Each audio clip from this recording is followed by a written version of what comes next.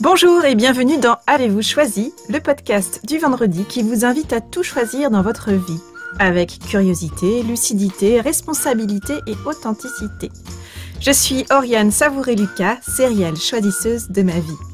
Je suis aussi coach et j'accompagne les personnes ambitieuses et engagées qui réussissent dans la vie et qui ont surtout à cœur de réussir leur vie. Je les accompagne à se créer une vie sur mesure qui leur va comme un gant, une vie épanouissante et impactante en profondeur. Dans la vie, j'ai les pieds sur terre, la tête dans les étoiles, et avec le podcast Avez-vous choisi, je vous propose d'explorer avec curiosité le vaste et intrigant territoire du choix. Cette exploration, je vous y invite au fil des épisodes et à travers 3 formats distincts. Tout d'abord, le billet, dans lequel je partage des questionnements, des réflexions et des ressources qui m'aident à choisir ma vie. La conversation que j'ai eue avec une personne connue ou inconnue du grand public, dont je trouve la trajectoire de vie inspirante.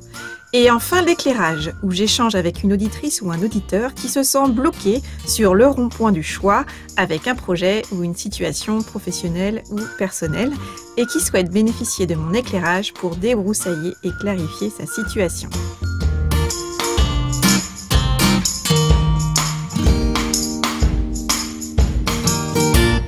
Et dans ce nouvel épisode, c'est l'éclairage. Aujourd'hui, j'échange avec Christine. Alors, Christine est pianiste, professeure de musique, compositrice et créatrice d'une méthode pianistique qui permet de jouer du piano sans effort ni tensions inutiles. Christine est également une entrepreneure, membre du réseau d'entrepreneuriat au féminin Bouge ta boîte. Elle appartient au Cercle de Laval, en Mayenne. Christine m'a contactée parce qu'elle a un projet, une idée qui lui tient à cœur mais qu'elle ne sait pas par quel bout prendre. Elle a envie de créer une maison d'artiste dans l'écrin de verdure et de calme dans lequel elle vit. Et elle s'interroge sur la pertinence de cette envie qui représente un investissement financier important. En effet, le projet qu'elle envisage nécessite la réalisation de travaux pour un montant estimé entre 40 000 et 60 000 euros. Alors Christine s'interroge, est-ce une bonne idée de se lancer dans ce projet d'envergure ? Et si oui, par où doit-elle commencer ? Au cours de cet éclairage avec Christine, nous parlons de ces projets de cœur qu'on ne sait pas par quel bout prendre, nous parlons du perfectionnisme qui nous joue souvent des tours, de limites, d'équilibre de vie personnelle et professionnelle et de rapport à l'argent. Sans plus attendre, je vous invite à découvrir cet éclairage. Christine, bonjour, bienvenue dans Avez-vous choisi pour une séance l'éclairage. Je suis ravie de t'accueillir. Bonjour Oriane, merci beaucoup de m'avoir invitée. Alors dis-moi, est-ce que tu peux te présenter en quelques mots et puis nous indiquer ce qui t'amène justement, ce qui a fait que tu as sollicité cet échange, cet éclairage aujourd'hui? Oui, bien sûr. Alors je suis professeure de piano, enseignante en interprétation aussi, pas seulement pour les pianistes, pour tous les musiciens. Et j'habite dans un lieu magnifique en pleine campagne, une ancienne ferme. Alors, j'habite dans la ferme et puis à côté, j'ai un bâtiment qui date de beaucoup de siècles. Il est très, très vieux. Il a subi beaucoup de transformations au cours des siècles. Et mon projet, en fait, c'est de le réhabiliter parce que pour l'instant, il n'a pas vraiment le confort moderne qu'on attend d'un bâtiment, notamment par exemple, il n'est pas chauffé l'hiver, donc je ne peux pas m'en servir. Et mon idée, ce serait de faire les travaux nécessaires dans ce bâtiment pour le rendre habitable, d'y habiter et de transformer la maison que j'habite actuellement en maison d'artiste. J'ai envie de recevoir ici des peintres, des musiciens, des chanteurs, des écrivains qui voudraient se ressourcer, réfléchir à leur création ou tout simplement venir se reposer seuls ou avec leur famille après une période de création fatigante, voilà, par exemple. Alors ici, on est en pleine campagne, je suis au milieu de 18 hectares en agriculture bio, il y a des animaux sauvages, c'est vraiment un lieu de paradis que j'ai envie de partager en fait avec des artistes. Et évidemment, ce sera éventuellement ouvert à des gens non artistes. Bien sûr. D'accord. Et donc, quel est aujourd'hui, à quel niveau tu as besoin justement d'un éclairage autour de ce projet-là, de cette idée ? En fait, c'est sur le plan de à qui faire appel, par exemple, pour étudier mon projet, parce que c'est pas le tout de se lancer dans un investissement financier qui est quand même très conséquent. Si je ne sais pas si ma proposition ensuite peut correspondre à une demande, à un besoin.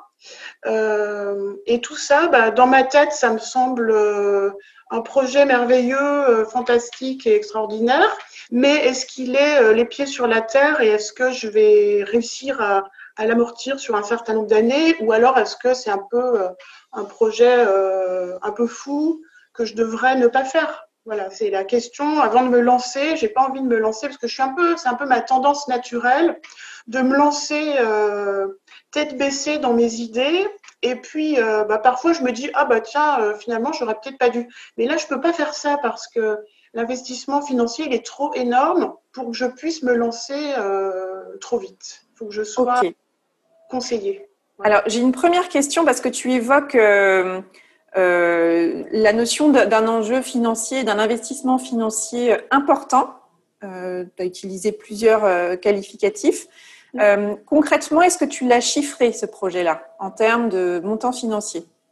Oui, le montant des travaux sera au minimum de 40 000 euros. Et je pense que pour être raisonnable et penser vraiment à tout, on va dire entre 40 000 et 60 000 euros. D'accord. Donc, tu as déjà identifié la fourchette en termes d'investissement. C'est à minima 40 000.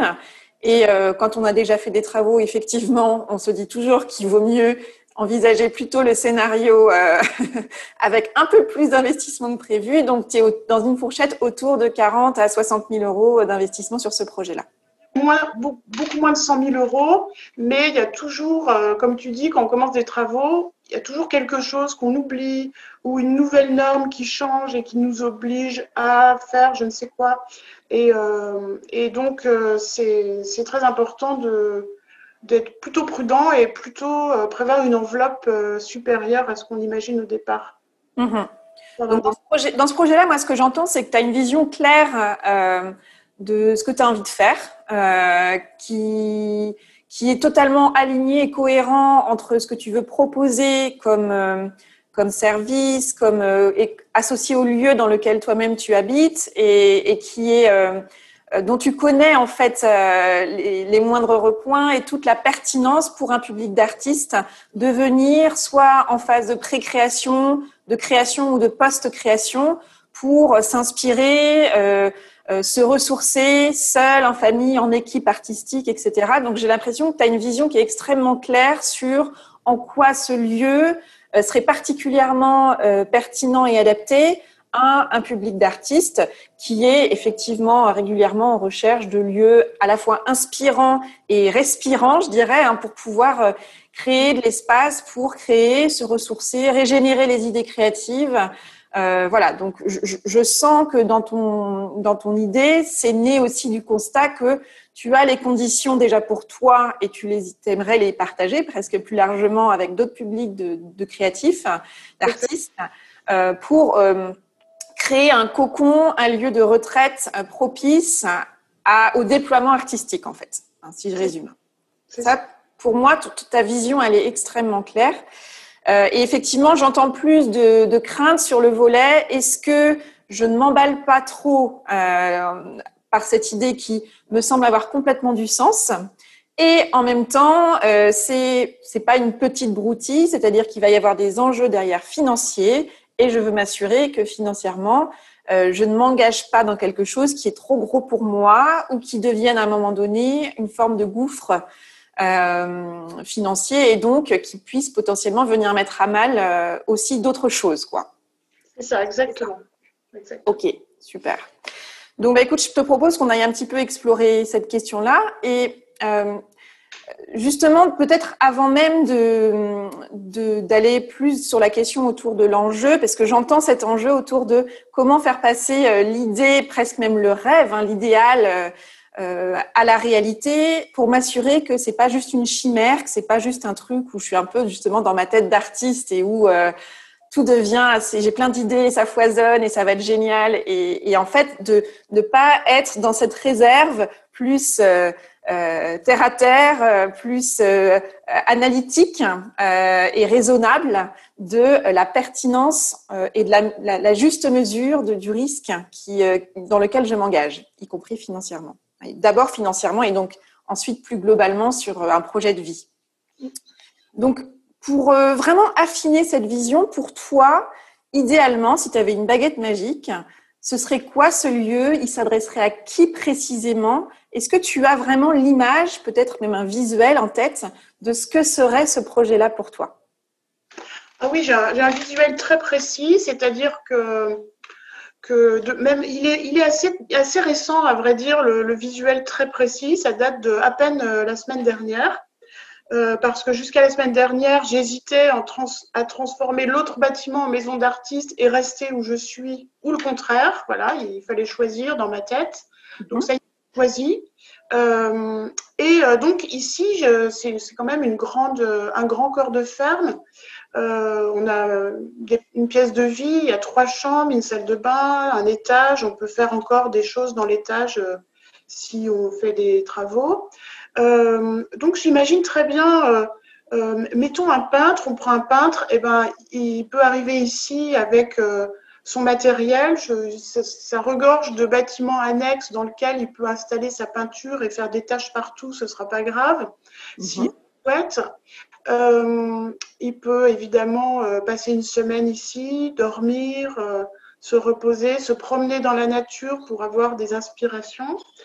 Si c'est un musicien, il va apprécier évidemment le silence. Le seul bruit qu'il y a ici, qu'on entend peut-être, c'est les oiseaux. Voilà, c'est le seul bruit. Il n'y a pas de bruit, il n'y a pas de bruit de voisinage. Il y a à peine très très loin le bruit de la route s'il y a une moto qui passe très vite. Voilà, c'est un atout phénoménal parce que les musiciens, par exemple, s'ils veulent enregistrer, je prends un guitariste qui voudrait enregistrer, il va vouloir un studio insonorisé dans une ville. Ça va être quelque chose de très furtif parce que c'est très cher à la journée, donc il va être obligé de se limiter dans le temps. Alors qu'ici, le silence, il est vraiment parfait. Je pense que dans un enregistrement, si on entend un petit oiseau au loin, c'est pas très gênant. Voilà. Et sinon, quand je parlais de venir se reposer en famille, c'est aussi un lieu où si on sort de la maison, j'ai 18 hectares en agriculture bio, on peut se promener dans la nature, il y a une forêt, on peut voir des chevreuils. Tous les jours, moi, je vois des chevreuils, des faisans qui passent, des petits lièvres. Enfin bon, moi, ça me semble presque normal d'être là au milieu, mais quand je compare avec ce qu'on a l'occasion de voir quand on vit, ne serait-ce que dans une petite ville toute proche, c'est fantastique, quoi. C'est le retour à... Tu sens que c'est vraiment qu'il y a un lieu qui est un écrin propice à la création et au ressourcement, à l'inspiration. Absolument. Ça, je l'entends complètement. Ouais. Est-ce que tu as partagé, tu as fait résonner justement cette idée de lieu, justement avec des artistes au-delà de toi, parce que tu es toi-même artiste, et donc tu t'es aussi inspiré de tes besoins à toi pour imaginer ce projet-là, j'imagine. Mais est-ce que tu as fait résonner cette idée, ce projet auprès d'autres personnes et quels sont leurs retours? Ouais, tout à fait. Et c'est vrai que tous les gens à qui j'en ai parlé et qui ont eu l'occasion de venir, parce que quand on en parle, les gens s'imaginent pas, en fait, ont du mal à s'imaginer parce que peut-être que j'ai du mal à leur présenter pour qu'ils s'imaginent. Parce que peut-être je veux pas avoir l'impression de vouloir vendre ma marchandise. Donc, j'en parle d'une façon simple et naturelle, sans chercher à les faire venir.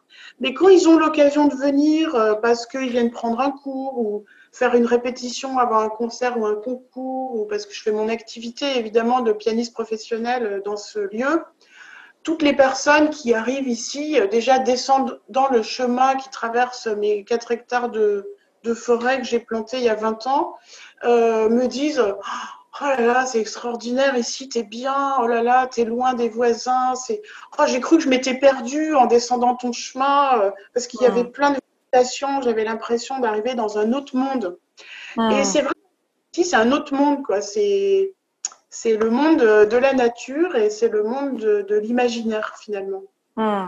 Donc moi, ce que j'entends, c'est qu'effectivement, quand les personnes, alors pas forcément en entendent parler, mais le voient, c'est une évidence. C'est-à-dire que c'est quelque chose de l'ordre, il n'y a pas de débat, c'est calme, c'est toutes les caractéristiques d'un lieu de ressourcement et de création sont réunies dans le lieu dans lequel tu vis et que tu envisages de transformer en un lieu de résidence, en fait, au sens de résidence artistique, mais aussi avec ce supplément d'âme d'être vraiment dans un lieu dans lequel on se sent accueilli, invité, bienvenu, au-delà, comme tu le décrivais, d'un studio d'enregistrement qui peut être quelque chose d'assez froid, avec un horaire d'arrivée, un horaire de départ, où il n'y a pas cette dimension conviviale que je pressens très importante dans ta démarche aussi. C'est-à-dire que c'est un lieu de résidence artistique et de vie, au sens de lieu de résidence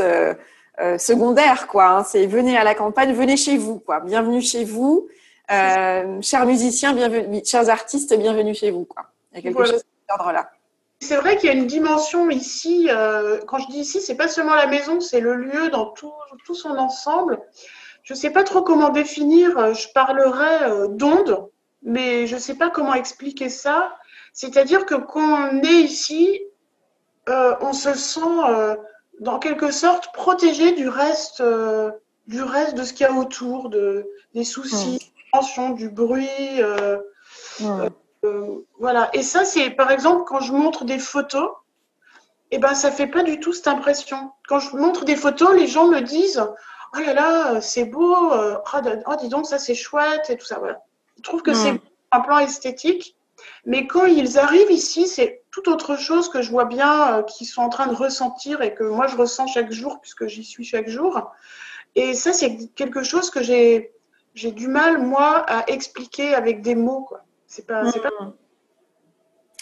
J'entends quelque chose qui, à mon avis, va être un point probablement important, c'est-à-dire que sur le papier, ton projet, il est extrêmement prometteur pour plusieurs raisons. C'est-à-dire que, d'une part, on sent que c'est un projet qui t'anime, c'est-à-dire que c'est un projet dans lequel tu crois, dans lequel que tu as envie de partager, en fait, parce que ça a du sens, parce que c'est aligné pour toutes les raisons que tu as évoquées. Et parce que, visiblement, les personnes, quand elles sont face à ce lieu et concrètement en phase avec la proposition que tu imagines, elles sont totalement en adhésion, presque quand est-ce que tu ouvres les premières réservations. Il y a quelque chose, je pense, de cet ordre-là, de l'ordre de l'évidence. Et en même temps, il y a ce deuxième axe qui est que, effectivement, quand on lance un projet de cette envergure, il y a la nécessité de remplir, c'est-à-dire qu'effectivement du monde qui vienne sur le lieu, et le préambule à tout ça, c'est de savoir que ce lieu existe. C'est de savoir que ce lieu existe, de connaître la singularité de ce lieu, la singularité de l'intention que tu as posée dans ce lieu et dans la proposition de résidence que tu fais là. Et donc, ça nécessite de se rendre visible. Ça nécessite de parler, de dire que bah oui, il y a cette prestation qui est disponible pour tel prix. Donc, j'ai l'impression qu'il y a plus quelque chose dans ton questionnement autour de l'ordre de il faut que je rentabilise ce projet-là dans la mesure où il va y avoir un investissement à échelle financière importante. Donc, il va falloir remplir ce projet-là, que ça passe de l'idée du papier, de la tête, à la réalisation, c'est-à-dire aller trouver des clients qui vont effectivement venir et c'est pas la question de les convaincre il y aura même pas besoin de les convaincre de venir parce qu'ils vont se rendre compte très vite quand ils auront vu ce que c'est de la valeur ajoutée que va représenter un tel lieu pour leur créativité, leur inspiration, leur ressourcement.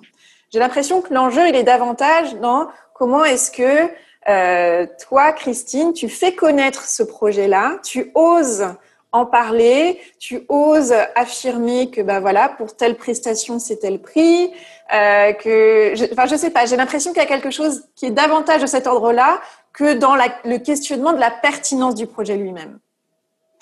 Oui, c'est ça. Et c'est vrai que tu as tout à fait raison.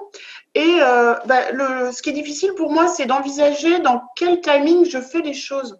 Par exemple, si je commence à en parler dès maintenant, alors que je n'ai pas commencé les moindres travaux et que ça ne va exister que dans, on va dire, au minimum 2 ans, vu les travaux importants qui sont à faire à côté, euh, c'est difficile pour moi de me dire, bah, tiens, je vais en parler déjà tout de suite. Et parce que finalement, pour l'instant, c'est qu'un projet. Ça existe. On peut pas dire, bah si, bah viens visiter, parce que bah ils vont venir, mais c'est chez moi, c'est pas aménagé pour que les personnes viennent Oui. y vivre. Donc est-ce que eux, ils vont réussir à se projeter? C'est pas évident. Donc c'est un peu tôt pour en parler. Et d'un autre côté, quand j'aurais fait les... Et en même temps, pourquoi ce serait trop tôt d'en parler? C'est une vraie question. D'accord, ouais.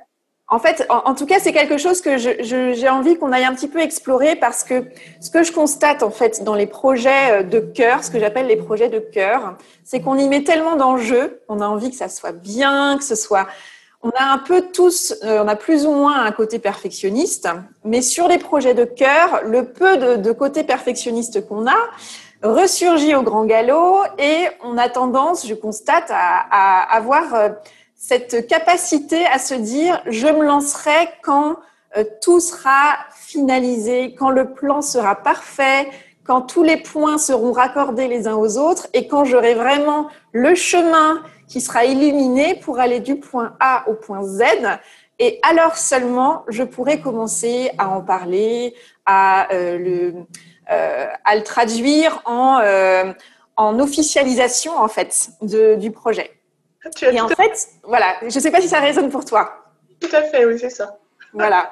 Alors en plus, je devine parce que moi, je suis moi-même musicienne et j'ai suivi un parcours au conservatoire et je sais combien dans nos constructions, surtout quand on a démarré très très tôt, on est dans la rigueur, on est dans, il faut que ce soit, enfin, on ne montre pas tant qu'on n'est pas prêt. C'est ça. Ah oui, c'est vrai, tu as raison, c'est peut-être bien une conséquence de la formation classique du conservatoire. Il faut que ce soit nickel le jour où les gens regardent, il faut que tout soit nickel. Voilà. Et donc, je t'invite vraiment à mettre ça en résonance avec ce projet-là, parce que c'est un peu ça quand même. C'est-à-dire que effectivement, quand on nous forme au conservatoire, on s'entraîne énormément, on travaille dur. Et l'objectif, c'est que quand on est sur scène, c'est pareil pour des danseuses, hein, par exemple, ou des danseurs en danse classique notamment. Sur scène, on ne doit pas sentir le travail, on ne doit pas sentir les heures de répétition. Tout doit être dans une grande fluidité. Et c'est d'ailleurs ce qui ressort dans les commentaires des spectateurs quand ils ont vu un magnifique ballet ou un magnifique concert de piano, d'orchestre, etc. C'est la fluidité, l'impression d'aisance, de facilité qui est traduite en fait sur scène. Et oui, c'est bien sûr pour cet effet-là qu'on se produit et qu'on s'entraîne. Et en même temps, ce qui est intéressant aussi, c'est de voir à quel moment ce fonctionnement-là, ce côté, les coulisses restent en coulisses et on ne se montre que quand tout est parfait, dans quelle mesure, sur d'autres projets, sur d'autres manières d'avancer dans sa vie, dans ses projets de cœur, à quel moment ça peut devenir un handicap ou en tout cas, dans quelle mesure, sans forcément que ce soit un handicap, je me prive d'une opportunité de faire différemment et de mettre en avant mon projet de manière différente. Et là, je prends ce projet-là, par exemple. Moi, spontanément, ce qui me vient, c'est vraiment... tu disais quelque chose autour de quand les gens voient, il y a... alors, pas forcément en photo, mais du coup, ça me fait penser à la vidéo, par exemple. Quand il y a quelque chose de visible, bah, presque les mots sont superflus, c'est-à-dire qu'on va venir avec les mots confirmer une ambiance, une intention, expliquer ce qu'on projette, etc. Mais les images vivantes, l'ambiance, les sons ou l'absence de bruit en images va suffire finalement à convaincre les personnes. Et moi, ce que je trouve intéressant dans ce projet-là, c'est dans quelle mesure c'est un projet qui est à la fois très esthétique, très lié à un cadre de vie, un style de vie. Et donc, moi, spontanément, ce qui me vient là, c'est de me dire pourquoi, au contraire, ne pas montrer les coulisses de ce projet-là? Comment ne pas rendre visible en vidéo, par exemple, des grands jalons de ce projet-là où tu racontes ton histoire de ce projet. Et tu as des gens qui vont te suivre, tu as des gens autour de toi qui sont des artistes et qui vont, du coup, petit à petit s'intéresser à ce projet-là, dire « Ah bah tiens, oui, alors elle en est où? Comment ça avance? Les travaux ?» Et d'oser partager aussi les moments de doute ou les questionnements où bah là, ça y est, on a fait l'échange de maison, je vis plus dans… C'est vraiment… Cette maison devient la maison des artistes, donc voilà comment ça va évoluer.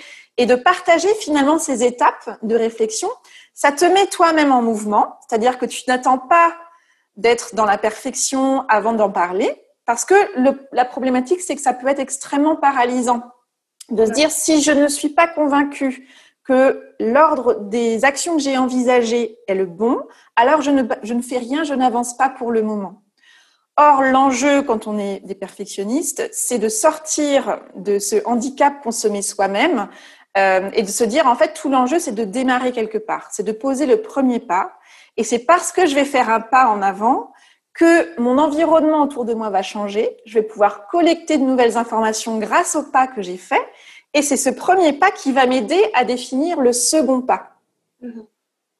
Dis-moi comment ça résonne pour toi. Ah oui, c'est tout à fait pertinent tout ce que tu me dis, ça me parle bien.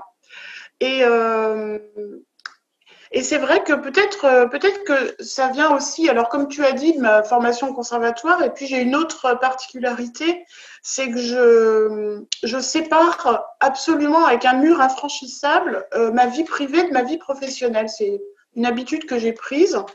Ce qui fait que, par exemple, j'ai un profil Facebook et une page Facebook, mais je ne parle jamais de… Tiens, aujourd'hui, je suis allée me promener et j'ai mangé dans une crêperie, c'était super. Sauf si je veux faire la pub à la crêperie parce que je la trouve trop géniale.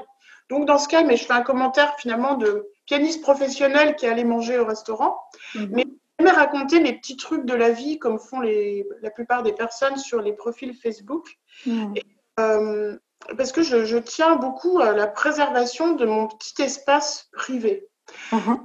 Bah, ici, c'est vrai que ça déteint peut-être cette façon de faire parce qu'ici, bah, c'est à la fois mon projet professionnel et à la fois ma vie privée. Donc, il va bien que j'empiète, entre guillemets, un peu. Si je veux montrer mon projet, il va falloir que je laisse les gens finalement… par mon propre chef, rentrer dans mon petit cercle privé que je protège tellement depuis si longtemps que j'ai oublié que c'était pas si grave s'ils voient un peu en image que moi je veux leur montrer. Mais c'est un réflexe que j'ai pas du coup. Mais alors, ce qui est très intéressant, c'est que dans le projet que tu envisages, merci de partager ça parce que je pense que c'est un point très très important qui peut aussi expliquer pourquoi tu es dans une situation un peu de blocage sur j'y vais pas.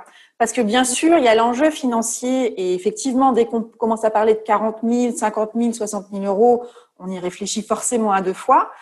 Mais souvent, les blocages, l'argent, c'est souvent un peu la partie émergée de l'iceberg. Ça va être le prétexte, c'est trop cher, je peux pas me permettre, etc. Ce qui est intéressant, c'est d'aller un petit peu creuser les autres blocages. Donc, on l'a vu, il y a potentiellement le perfectionnisme, cette tendance à vouloir s'assurer qu'on a bien tout calé avant de se lancer et de montrer quoi que ce soit. Et puis, il y a effectivement ce deuxième élément où tu expliques que depuis toujours, tu sépares de manière très consciente et volontaire la sphère personnelle de la sphère professionnelle. Tu as même parlé de murs infranchissables. Et là, il n'y a pas de jugement du tout à porter. Ça veut dire que pour toi, ça a complètement du sens et que c'est quelque chose qui est important. En tout cas, que ce que tu montres de ton domaine personnel dans ta vie professionnelle et inversement, c'est parce que toi, tu l'as choisi. Ça va pas être un peu à la volée comme ça. Donc, et en même temps, dans le projet que tu me décris là, c'est alors du coup, ça va être dans mon lieu de vie. Donc moi, je change de maison, je vais aller habiter dans l'autre maison que j'avais imaginée d'abord pour être le lieu d'accueil des artistes.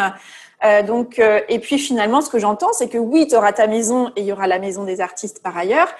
Et en même temps, géographiquement, ta vie professionnelle et ta vie personnelle seront très proches. Donc, ça pose aussi cette question-là fondamentale de dans quelle mesure ce projet-là peut être viable pour que en toi reste totalement alignée l'idée que tu ne donnes et que tu ne montres de ta vie personnelle que ce qui a du sens pour toi et que ce que tu es prête à partager. Avec le risque, forcément, donc c'est pour ça que c'est intéressant d'aller creuser ça, puisque géographiquement, la Maison des Artistes sera juste à côté, en fait, c'est où sont les limites, en fait. Ça pose vraiment la question fondamentale des limites que tu mets pour les clients que tu auras sur ce lieu-là, mais aussi pour toi. À quel moment c'est pertinent, à quel moment ça ne l'est plus? Oui, ça c'est un élément important auquel j'ai déjà pensé d'ailleurs, parce que c'est une chose de vouloir proposer des choses et c'est une autre chose le matin, on a envie d'être peinard tranquille chez soi et on voit arriver une voiture et puis on se dit ah oui c'est vrai, c'est les clients qui sont à côté. Voilà, donc pour pas que ça semble intrusif dans ma vie privée, j'ai un atout vraiment très très beau ici, c'est que j'ai 2 chemins d'accès.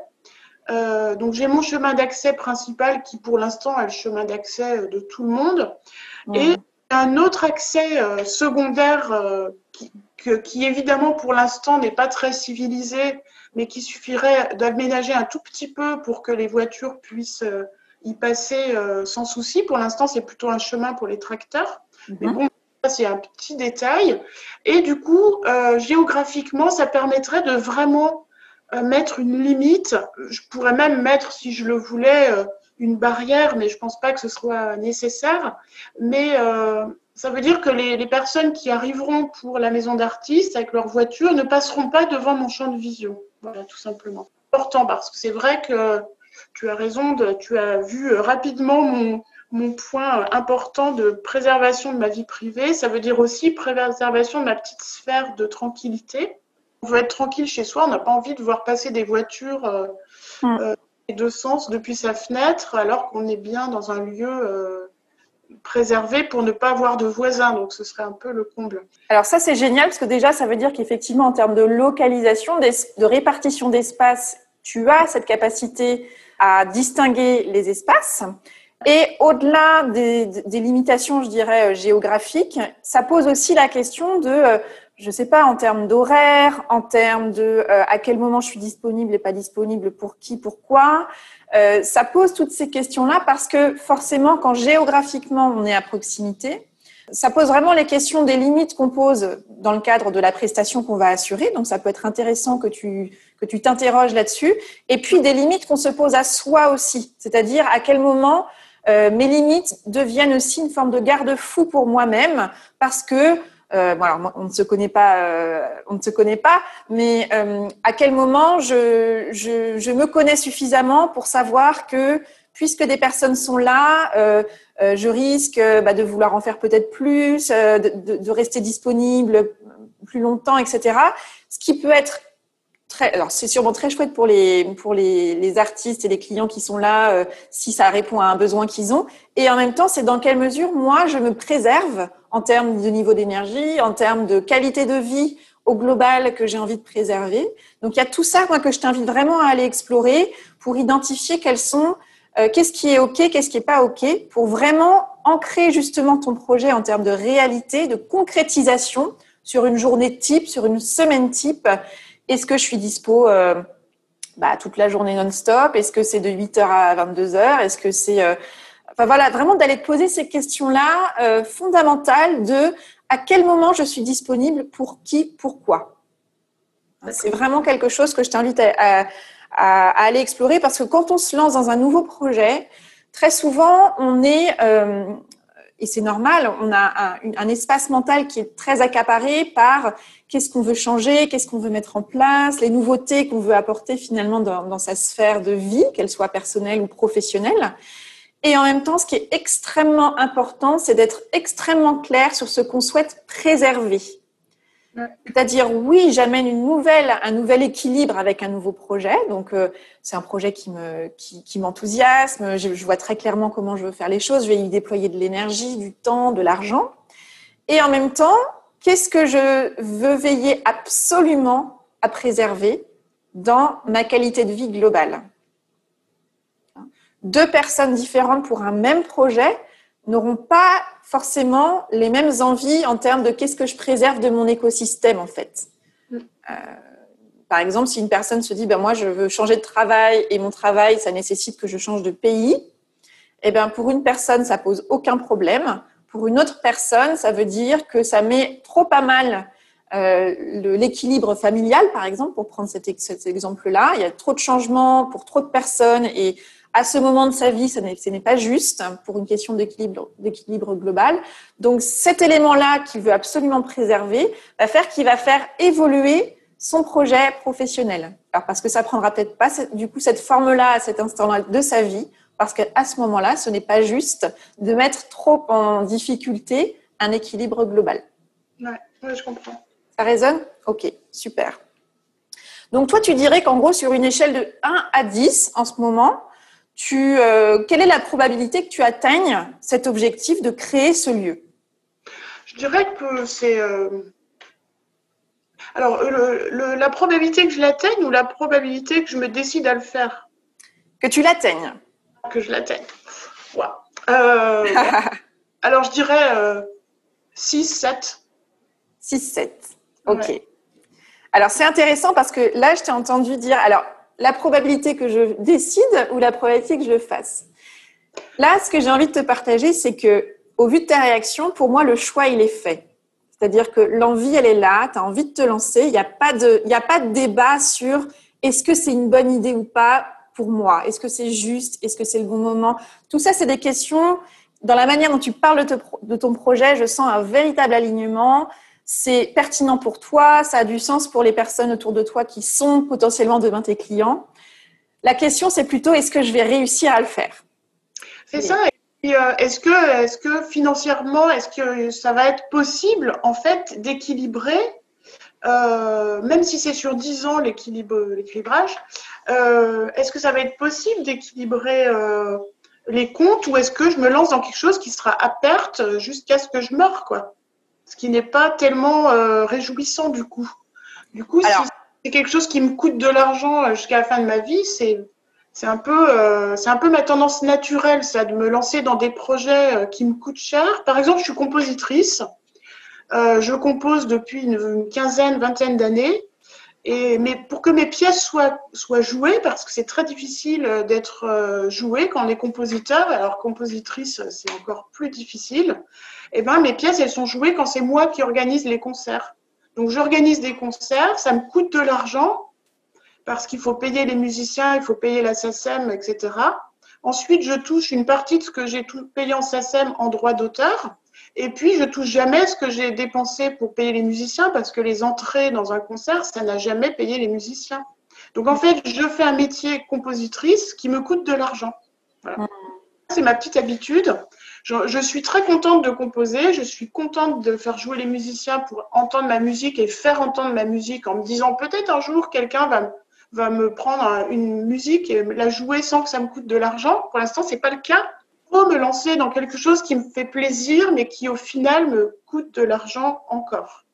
Donc là, je pense qu'effectivement, il y a une vraie question à aller explorer autour de ton rapport à l'argent, justement. Comment est-ce que créativité, dimension artistique peut ne pas s'opposer, en fait, à la notion de gagner de l'argent, d'être dans un projet viable financièrement. Et donc, je pense qu'effectivement, moi, ce que je vois presque en termes d'image sur ton projet-là, c'est que tu es sur ta route, tu es sur ton chemin de ce projet-là et le projet, sa vision au bout du chemin, elle est extrêmement claire.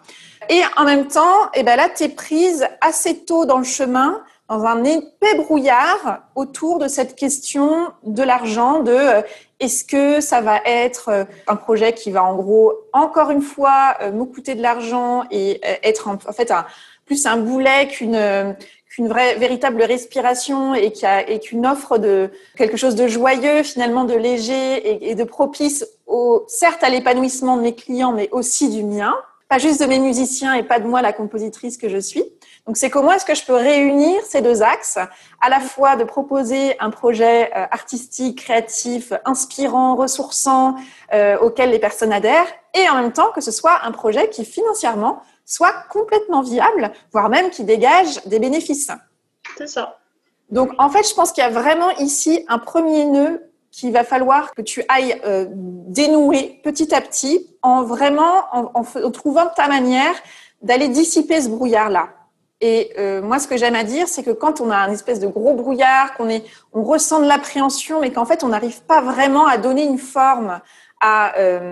parce que en fait, on parle de ça depuis tout à l'heure, du sujet de l'investissement, que c'est un sujet énorme, même si tu l'as évalué. Je pense que là, dans la maturité que tu as de ton projet en termes de vision, c'est vraiment le moment essentiel pour toi de t'entourer de personnes qui sont des personnes qui des conseillers, ton conseiller à la banque, des personnes qui construisent des projets entrepreneuriaux, qui vont pouvoir en fait avec toi poser des grilles de lecture pour t'aider à définir si ça te coûte tant ton investissement. Du coup, tu imagines tes prestations sous quel ordre? Par exemple, est-ce qu'aujourd'hui, tu as déjà identifié quel type de prestations tu allais proposer pour quel montant? Non, du tout.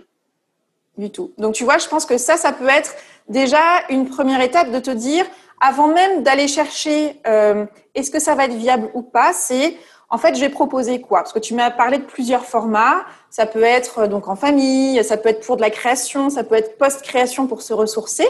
Donc, ce que j'entends, c'est que tu vas louer ton lieu. Donc, ça peut être à la journée, à la semaine. Comment est-ce que tu envisages ça? Est-ce que tu as déjà 3-4 formats de location, par exemple, possibles? Non, oui, ça j'ai l'idée, c'est-à-dire que en quelque sorte, le fonctionnement, il n'est pas différent du fonctionnement d'un gîte traditionnel, c'est-à-dire qu'on loue un espace que les gens habitent. Donc, ils l'habitent pendant, on va parler plutôt de nuitée que de journée. Ils viennent, mettons pour une nuitée, ils arrivent à 14h, ils repartent le lendemain à 11h. Et puis s'il reste la semaine, ça fait par exemple 6 nuitées, ou alors il y a un tarif à la semaine. Mais ce que j'ai pas encore mis du tout en place, parce que c'est vrai que sur le plan de l'argent, comme tu dis, j'ai toujours du mal à me projeter sur des choses précises. J'ai même pas encore osé, entre guillemets, prendre le montant de mes travaux et le diviser par je ne sais pas quoi pour obtenir un prix de location qu'il faudrait et un taux de remplissage qu'il faudrait atteindre dans l'année. Ça, j'ai pas réussi à le faire, alors que ça doit pas être si compliqué à faire, mais c'est le truc que j'ai pas osé encore faire avec un papier, un crayon et une calculatrice. Oui, donc tu vois, tu as dit des mots très importants, c'est qu'effectivement, en fait, la problématique et qui est très récurrente autour de l'argent et que je constate encore plus récurrente dans les domaines artistiques, c'est cette peur, en fait, cette impression de ne pas maîtriser cet univers-là, de l'investissement, de l'argent, de à quel moment ça devient rentable ou pas. Donc, en fait, ça reste une peur, mais une sorte de monstre un peu dans une brume, comme ça, quelque chose de très flou. Et la méthode la plus simple pour vraiment regarder le dragon dans les yeux, comme j'aime bien dire, et s'apercevoir qu'en fait, c'est un lézard, c'est d'aller vraiment découper tout ça en prenant les choses dans l'ordre et se dire, OK, donc il y a ce montant-là d'investissement, mais moi, je veux proposer quoi en fait? Qu'est-ce que je veux proposer? Là, tu me parles d'un fonctionnement type gîte, nuitée. Moi, ce que j'entends dans la manière dont on parle, c'est bien plus que ça. Il y a une intention qui va au-delà de juste fournir un lieu où les gens vont pouvoir venir dormir. Tu vois ce que je veux dire? Donc, tu peux aussi imaginer des formats de prestations qui soient beaucoup plus étoffés. Ça peut être quelque chose, tu vois, qui peut être à réfléchir pour pouvoir justement imaginer en termes d'offres. Il peut y avoir l'offre nuitée, donc l'offre, on va dire, niveau gîte, en fait. Et puis après, je peux imaginer construire quelque chose qui soit beaucoup plus... Construire un projet, en fait, de comment j'accompagne l'artiste dans une semaine, par exemple, sur place, avec, je sais pas, un parcours, avec une balade à tel endroit. Voilà, d'imaginer, en fait, comment est-ce que tu peux créer une bulle, une parenthèse, quelque chose d'un instant précieux, une bulle inspirante qui va l'aider dans ses moments de créativité. Et pourquoi pas de dire, tiens, il y a un espace enregistrement, il y a un espace peinture, pour que les gens se projettent et ils voient beaucoup plus que je réserve un Airbnb ou je réserve un gîte sur Gîte de France. Tu vois, il y a une valeur ajoutée forte à ton projet, donc tu peux commencer aussi à te poser cette question-là. En fait, je vais offrir quoi? Au-delà des nuitées, j'offre quoi? Et ce sera beaucoup plus simple dans un second temps d'aller mettre un prix parce que tu pourras aussi commencer à faire ce qui s'appelle du benchmark, c'est-à-dire d'aller voir d'aller comparer ce qui se fait déjà, donc de prendre un peu, d'avoir cette curiosité, d'aller voir s'il y a des lieux déjà comme ça qui existent. Si oui, quels sont les prix? Voilà, ça coûte combien concrètement de commencer à comparer, mais sur une base concrète, c'est-à-dire, ça y est, je donne, même si c'est pas finalement la forme finale qu'aura ton projet, de dire je pars sur 2-3 déclinaisons d'idées et je mets un prix en face. D'accord, oui, je vois. Comment ça résonne pour toi, ça? Oui, mais tu as tout à fait raison parce que moi, en fait, j'étais un peu partie dans, je sais pas pourquoi, parce que je manque pas d'imagination, mais j'étais un peu partie sur un truc tellement simple, c'est-à-dire je loue mon lieu et les gens ils font ce qu'ils veulent, ils font comme ils veulent, ce qu'ils veulent. Voilà. C'est très basique en fait. Alors que en plus, la richesse du lieu et des bâtiments annexes permettent complètement d'être beaucoup plus concret, de réserver effectivement des espaces pour ci, des espaces pour ça, et d'en parler et de proposer des choses beaucoup plus précises. Et c'est vrai que moi, je me dis, bah oui, les gens, ils peuvent se balader, mais je n'avais pas pensé à la question de, bah oui, mais je peux peut-être leur montrer plus précisément où est-ce qu'ils peuvent se promener parce que c'est chouette, plutôt que leur dire, bah débrouillez-vous, allez vous promener, quoi. C'est ça. Moi, véritablement, et dans la manière dont tu parles de ton projet, quand tu parlais d'une personne qui vient enregistrer pour un guitariste qui vient enregistrer, un peintre qui vient… Les gens, ils ont besoin de ça. Ils ont besoin de se projeter. Ils ont besoin… Parce que oui, on a tous envie d'un temps de ressourcement, mais si toi, tu peux leur donner des images, et je trouve que tes images, ta manière de décrire les scènes sont extrêmement vivantes et précises. Un artiste, si tu lui vends ce que tu dis là, tu n'as même pas besoin de vendre. C'est une évidence que c'est un lieu, c'est des conditions de travail qu'il a envie de réunir régulièrement. Et si on lui dit, bah, tu sais, je connais quelqu'un, elle s'appelle Christine, elle a un lieu, t'arrives, tu poses tes valises, t'as des lieux qui sont prêts, des espaces qui sont réservés, on te dit même où est-ce que tu peux aller te balader pour avoir une chance d'apercevoir des chevreuils, des biches, etc., etc. Mais les gens signent tout de suite. Et là, tu n'as pas à vendre absolument, à convaincre, comme parce que du coup, tu te retrouves noyé parmi tous les gîtes qui existent, parmi tous les Airbnb qui existent. Or, ton lieu, il est unique. Ta proposition va être unique. Donc, c'est comment tu en parles pour rendre ça visible et pour faire que toi, tu t'éclates aussi dans ce projet-là. C'est vrai. Ça te parle tout ça? Ah oui, tout à fait. Et puis, tu sais, je viens de faire il y a quelques jours un atelier éclairant. Françoise Bossuet nous a fait un atelier éclairant pour le cercle de Laval, ce qui était comment attirer l'abondance. Et on a beaucoup parlé aussi de ça, des blocages qui font que voilà, on n'ose pas trop finalement. En fait, on n'ose pas trop. Moi, je fais partie des gens qui ont des blocages. Alors, j'ai moins de blocages que d'autres qui ont plus de blocages, mais j'ai les miens quand même. Et j'ose pas trop avancer vraiment dans un truc qui risquerait, entre guillemets, d'être rentable, en fait. Mais c'est pour ça que, alors, premier point très important, c'est important de parler des blocages, des freins. Nous avons tous des freins et des blocages, et c'est important effectivement d'apprendre à les connaître et à les identifier quand ils surgissent de manière plus ou moins subtile. Et là, effectivement, on en a identifié plusieurs par rapport à ton fonctionnement dans ce projet-là. Et ce qui est intéressant, c'est que dès que c'est des projets de cœur, nos freins, nos blocages, ils se multiplient en termes d'intensité parce qu'on met de l'enjeu, c'est quelque chose qu'on aimerait vraiment porter jusqu'au bout. Et du coup, nos blocages nous rappellent que bah oui, mais les peurs sont là. Donc, ça a été effectivement autour du perfectionnisme, de cette séparation claire en termes de limites sur ce qui est vie pro, vie perso, qu'est-ce que je montre, qu'est-ce qui est OK pour moi de montrer ou pas. Et puis, ce rapport à l'argent, comment est-ce que tu peux aussi t'entourer probablement de personnes qui vont t'aider à poser en termes de chiffres, de mettre en chiffres finalement les notes de la partition que tu imagines pour ce projet-là. Moi, je pense que voilà, c'est comment est-ce que tu es en train de composer, tu es compositrice dans ton métier, comment est-ce que tu es en train de composer ce projet-là et comment cette composition-là, eh bien, tu as à cœur qu'aujourd'hui, ce soit un projet qui soit financièrement viable et même qui rapporte des bénéfices pour qu'il y ait vraiment une conjonction entre je porte un projet qui a du sens, qui me réjouit profondément, qui apporte beaucoup à mes clients et en même temps qui me permet de générer des revenus suffisant, voire au-delà de ce que j'avais imaginé. Donc, je pense qu'il y a vraiment quelque chose autour de cette question-là à aller explorer. Tout à fait.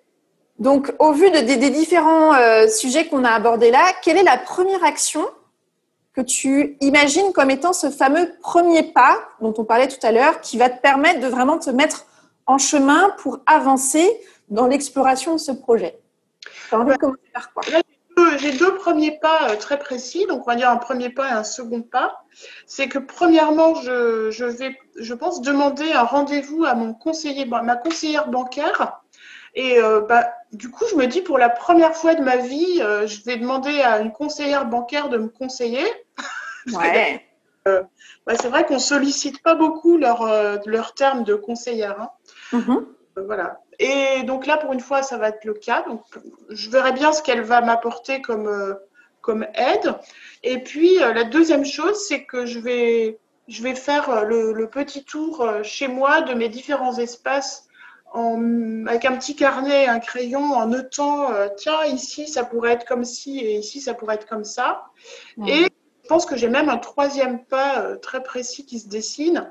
C'est prendre enfin ma calculatrice et faire un tableau avec une projection sur 10 ans de qu'est-ce qu'il faudrait générer comme recette pour amortir un montant de travaux voilà, que je mettrais, par exemple, je dis 60 000 € sur 10 ans. Qu'est-ce qu'il faut générer comme recette pour amortir cette chose-là, et ensuite, voilà, partir de là, avec les conseils aussi de ma conseillère bancaire, commencer à réfléchir d'une façon un peu plus pragmatique que juste imaginaire et dans, comment dire, enfin, j'arrive pas à trouver le mot que je cherche, mais tu vois ce que je veux dire. Oui, tout à fait, que ça reste quelque chose de l'ordre de l'idée et qu'enfin tu mettes ton efficacité, toutes tes ressources pour concrétiser ce projet, lui donner une forme plus ancrée en fait dans la réalité. Voilà, c'est ça. Et puis c'est vrai que la question que tu m'as fait, que tu as dit tout à l'heure par rapport au fait de justement mettre vraiment sur le papier mes idées bien au clair pour ne pas être vu comme juste un gîte parmi d'autres, parce que c'est pas ça du tout que ce sera. Mais effectivement, je me rendais pas compte que même pour moi, je la mettais pas assez en avant de construire quelque chose de plus étoffé, de plus précis, et de pouvoir le raconter aux personnes. Parce que c'est vrai que si je dis juste je loue mon lieu, venez, c'est un peu léger, quoi. C'est ça reste trop vague et cryptique en fait. C'est-à-dire que il y a un moment donné, c'est donné à voir, soit dans tes mots, dans les images de tes mots, et puis par des images, peut-être des quelques vidéos quand le projet aura pris encore une nouvelle dimension. Que les gens puissent se projeter et de se dire ah bah oui, c'est pas du tout un gîte comme les autres, c'est que il y a une âme en fait, c'est un projet qui a une âme artistique. Donc ne prive pas les personnes de l'opportunité de ce lieu-là, et c'est parce que tu auras identifié qu'il y a en parlant autour de toi que les yeux s'allument et que voilà, prends note aussi de quelles sont les phrases quand tu les dis qui déclenchent de l'intérêt, qui suscitent des questions, qui donnent envie aux personnes de dire est-ce que je peux passer voir ça, un de ces quatre, parce que j'ai un projet et j'aimerais bien avoir un lieu qui s'y prête. Voilà, c'est tout ça. Hein. Donc moi, juste un retour sur les actions que tu as indiquées. Ce que j'aime beaucoup, c'est qu'elles s'inscrivent dans du pragmatisme et du concret. Et en même temps, tu as déjà 3 actions. Donc là, on retrouve le côté des perfectionnistes. On a, ça y est, comme ça s'est débloqué, on a plein d'idées et on se charge un peu la mule. Moi, ce que je t'invite vraiment, c'est à prendre les choses dans l'ordre et à te dire, sur ces 3 actions-là, tu as envie de commencer par quoi? Est-ce que tu vois déjà quelle est l'action qui te paraît venir nourrir les suivantes? À vrai dire, j'hésite entre ma feuille de papier et mon petit tour des lieux avec mon petit carnet. J'hésite parce que le petit carnet avec le tour des lieux risque de m'emmener encore dans des moments imaginatifs et peu concrets, finalement, peut-être, c'est possible. D'un autre côté, ça peut clarifier ce que j'expliquerai à ma conseillère bancaire. Ouais. Donc, c'est pour ça que j'hésite. Et puis, je me dis même que ça peut peut-être concrétiser dans mon esprit qu'il est possible peut-être de louer, d'aménager des espaces au fur et à mesure sans que le gîte soit prêt, proposer à des artistes pour la journée, c'est-à-dire qu'ils peuvent dormir où ils veulent, ça manque pas aux alentours. Peut-être ça peut être une idée aussi d'avancer pas à pas, parce que les travaux vont nécessairement prendre longtemps, parce que le bâtiment d'à côté, il n'est pas, entre guillemets, civilisé. Voilà. Donc, mais alors du coup, le risque, c'est peut-être que je parte encore dans des développements, que mon cerveau demande que ça, lui, de partir dans des développements de composition. Alors, peut-être que la feuille et ma calculatrice seraient quelque chose de plus raisonnable comme premier pas. Je sais pas. Alors, moi, si je peux, est-ce que je peux te partager mon ressenti là-dessus?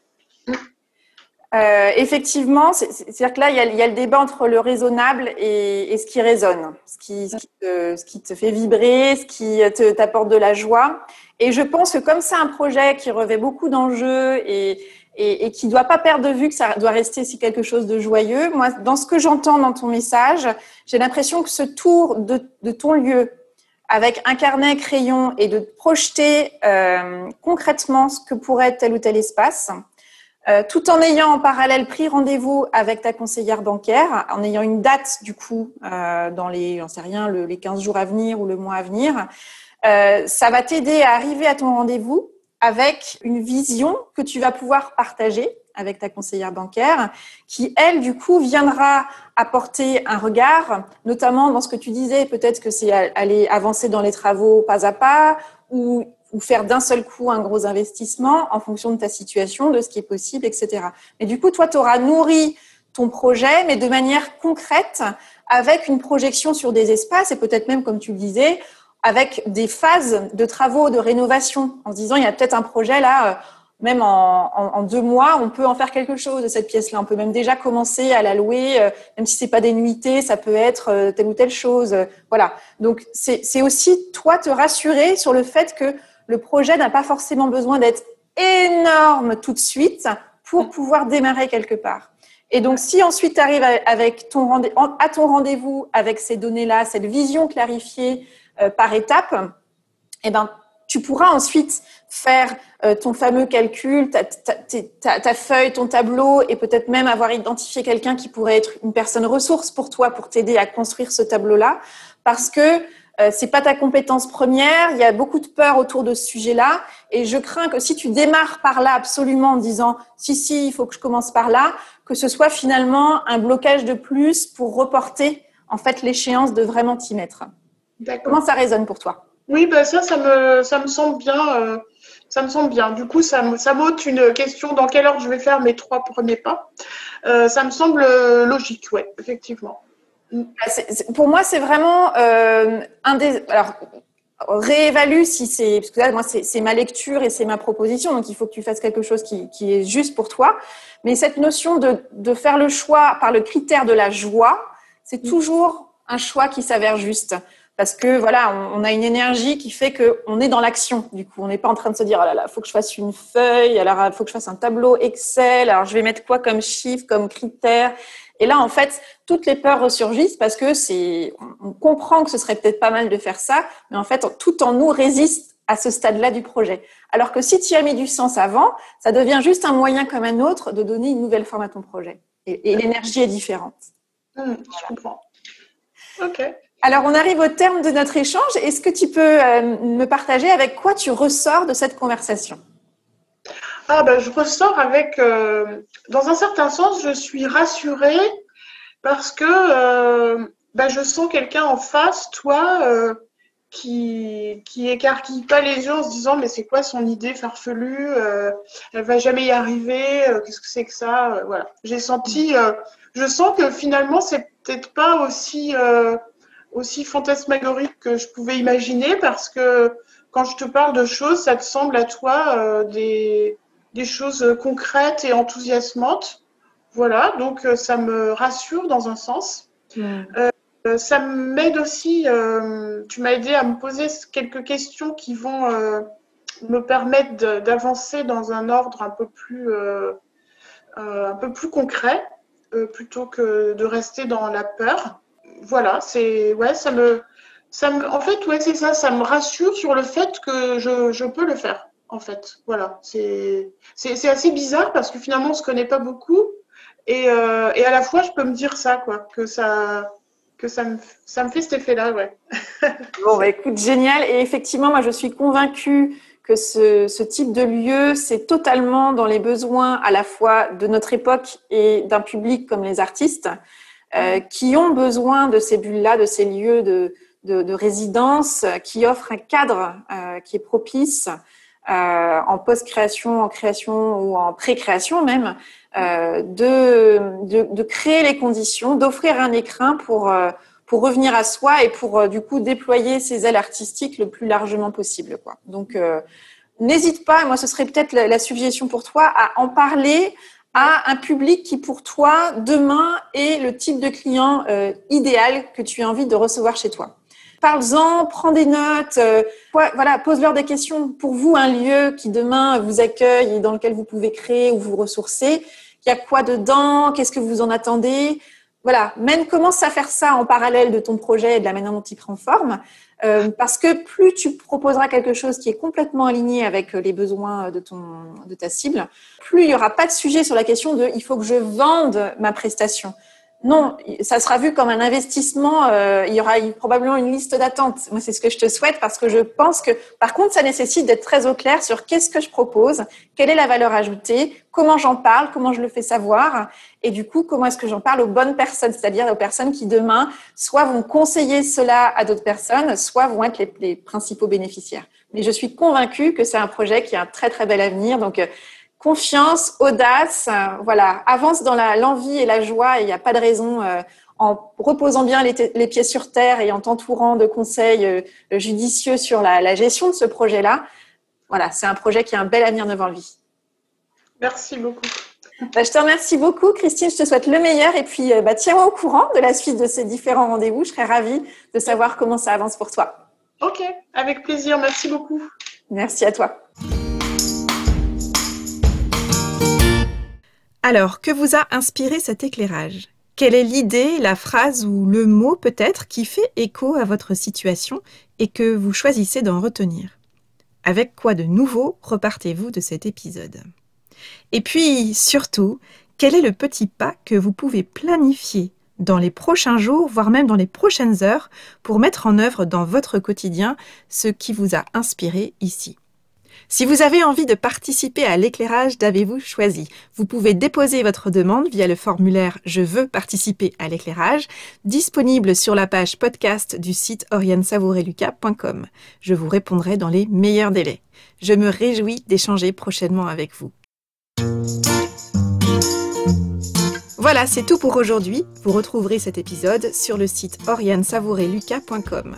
Si vous aimez ce que je vous propose, pensez à vous abonner à la newsletter de Avez-vous choisi afin d'être alerté dès la publication d'un nouvel épisode et afin de recevoir la graine de la semaine. C'est une graine sous la forme d'une question, d'une réflexion ou d'une intention que je sème par mail chaque lundi et que vous allez pouvoir faire germer ou observer germer au fil de la semaine.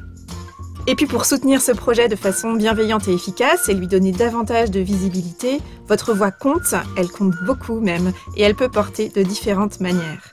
Vous pouvez faire connaître Avez-vous choisi à ces personnes qui comptent pour vous et que l'idée de tout choisir dans leur vie pourrait réjouir. Vous pouvez également partager votre enthousiasme par écrit en déposant une constellation 5 étoiles sur Apple Podcast, un avis sur votre application de podcast préférée, sur le site ou encore sur les réseaux sociaux. Enfin, si vous souhaitez me contacter pour postuler à l'éclairage, pour me partager vos retours, vos questions, vos avancées ou pour me suggérer de nouveaux invités, vous pouvez me contacter via mon site. Je me ferai un plaisir de vous répondre. Je vous souhaite une bonne semaine et je vous donne rendez-vous vendredi prochain pour un nouvel épisode. Et d'ici là, et si vous choisissiez tout ?